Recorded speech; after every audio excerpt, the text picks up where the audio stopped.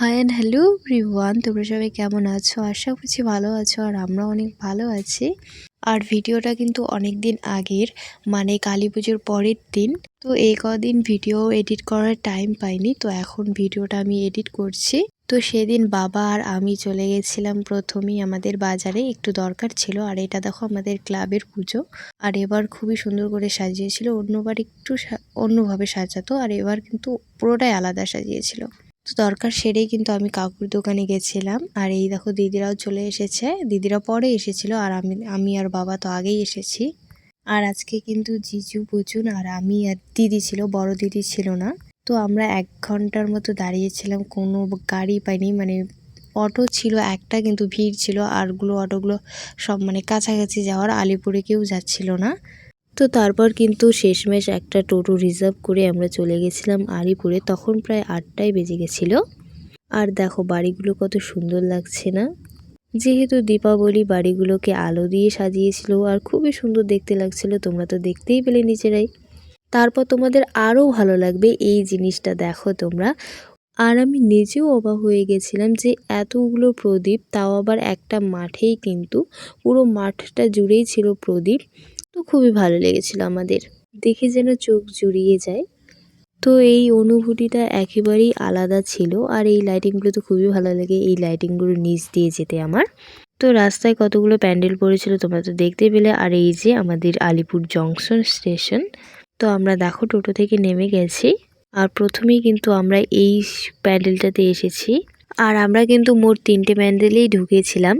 আর যেতে যেতে কিন্তু অনেকগুলো প্যান্ডেলই আমরা দেখেছি, কারণ যেহেতু রাতও হয়ে গেছিলো, তো সব প্যান্ডেলে তো ঢোকার সম্ভবও না। পুচুন ছিল আমাদের সঙ্গে, তাই বড় বড় 3টে ঠাকুর দেখেই আমরা কিন্তু চলে এসেছিলাম বাড়িতে। আর এই দেখো পুচুন দেখেছে এই জিনিসটা, ও তো উঠবেই। তারপর টোটো থামিয়ে এই যে এই প্যান্ডেলটাতেও আমরা ঢুকেছিলাম। আর প্যান্ডেলটা মোবাইলে যতটা ছোট দেখা যাচ্ছে, কিন্তু সামনে থেকে কিন্তু অনেকটাই প্যান্ডেলটা বড় ছিল। আর খুবই ভেতরটা খুবই সুন্দর ছিল। আর এই জিনিসটা আমার খুবই ভালো লেগেছিল, এই যে হাড়ি নিয়ে যে ঘুরছিল। আর এদিকে নানা ধরনের জিনিস ছিল সাজানো। আর বললাম না পুচুন এই জিনিসটা দেখেছে, তো এই জিনিসটাতে উঠবেই ও। তারপরে দেখো এই গাড়িগুলোতে উঠেছে। আর এখানটায় জিজুর 2 বন্ধুর সঙ্গেও দেখা হয়েছিল। আর তারপরে যেহেতু রাত হয়ে গেছিলো, আমরা কিন্তু খাওয়া দাওয়ার পর্ব শেষ করে দিয়েছিলাম। আর খাওয়া দাওয়া শেষ করার পর আমরা চলে গেছিলাম বিখ্যাত অযোধ্যার রাম মন্দির দর্শন করতে। আর দেখো কত ভিড় হয়েছে, মানে পা ফেলারও জায়গা নেই। আর রাস্তাটা অনেকটাই চওড়া হয়েছিল, আগে বৃষ্টি হয়েছিল বলে দেখো কাদা হয়েছে। তাই লোকের ভিড়টাও মানে অনেকটাই বেশি হয়েছে, যেহেতু রাস্তাটা ছোট হয়ে গেছে।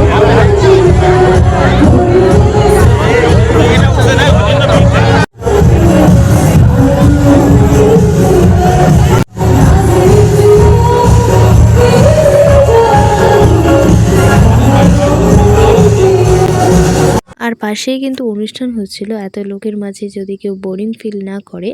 আর প্রতিদিনই কিন্তু কম বেশি অনুষ্ঠান হয়েছে। তো দেখো আমরা প্রায় সামনেই চলে এসেছি এত ভিড় ঠেলে।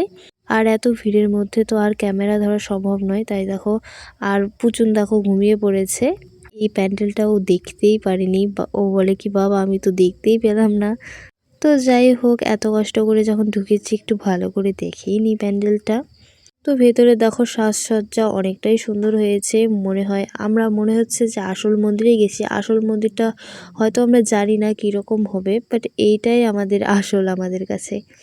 এমনিতে ভিডিওতে দেখেছিলাম। আর দেখো সামনেই রামের মূর্তিটা রাখা আছে, এই যে রামের মূর্তি। আর মন্দিরের ভেতরে মায়ের মূর্তিটাও কিন্তু খুবই সুন্দর হয়েছিল। যেহেতু কালী পুজোর পরের দিন আর সেদিন খুবই ভিড় হয়েছিল, তাই ফটো ভিডিও কিছুই করা হয়নি, কারণ বাকিদেরও দেখার সুযোগ করে দিতে হবে। আর সামনে থেকে প্যান্ডেলটা অনেক বেশি সুন্দর লাগছে, কারণ দূর থেকে যখন দেখেছিলাম তখন সব আলোয় জ্বলে যাচ্ছিল। তো যাই হোক, এখন কিন্তু আমরা বেরিয়ে পড়েছি বাড়ির উদ্দেশ্যে। তো বাড়ির উদ্দেশ্যে না গিয়েই কিন্তু প্রথমে আমরা আমাদের দিদির বাড়ি গেছিলাম। তো তারপর আমরা খেয়ে দিয়ে বাড়ি চলে আসি। তো আজকের ভিডিওটা এই পর্যন্ত, দেখা হবে নেক্সট ভিডিওতে। ততক্ষণ ভালো থেকে সুস্থ থেকো, টাটা বাই বাই।